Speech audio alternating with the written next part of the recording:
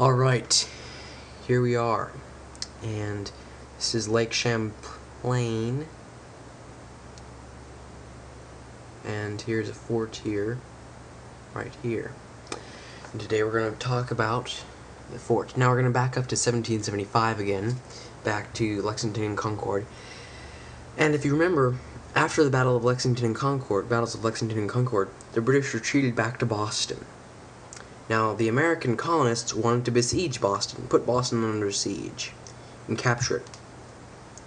But it was, they weren't able to do that because they didn't have any cannons, and usually in those days you had to have at least a couple cannons in order to besiege a city or a town.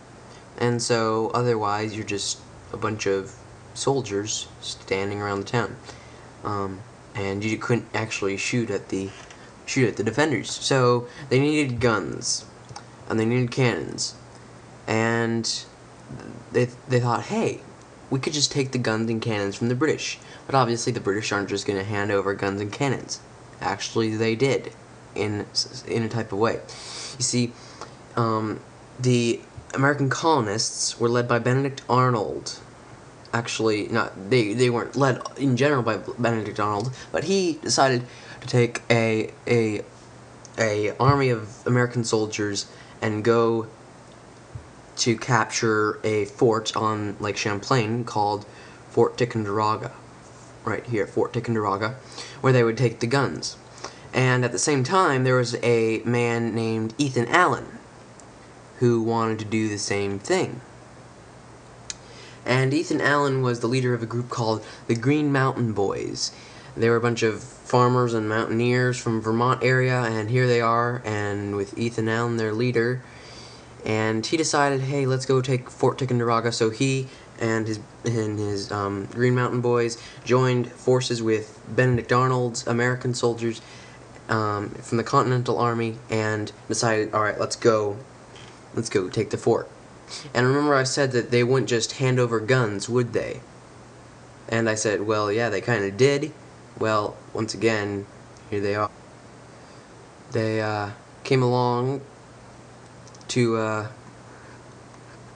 toward Ticonderoga, Fort Ticonderoga, and guess what?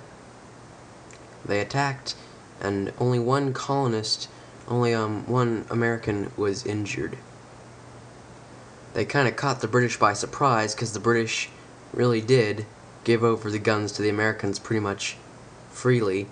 And although they didn't actually come and give the Americans the guns, it was basically that. Ethan Allen came in with his Green Mountain Boys, and Benedict Arnold came in with the American Continental Army, and they said, all right, surrender.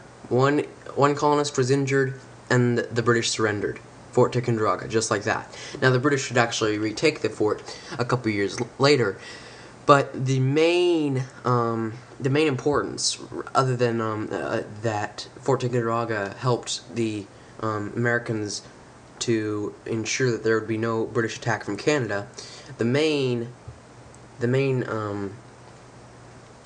importance of the Battle of Fort Ticonderoga was the fact that now Ethan Allen brought back guns to the Continental Army, and actually Benedict Arnold would later betray the Americans and try to surrender West Point actually to the British, but right now he's an American soldier, and so the Battle of Fort Ticonderoga's main importance was getting guns to the Americans, cannons and guns to the Americans that they would later use in the Siege of Boston. And we'll talk in the next video about the Battle of Bunker Hill and the Siege of Boston. So that was the main importance of the Battle of Fort Ticonderoga, in which the Green Mountain Boys under Ethan Allen captured Fort Ticonderoga almost immediately.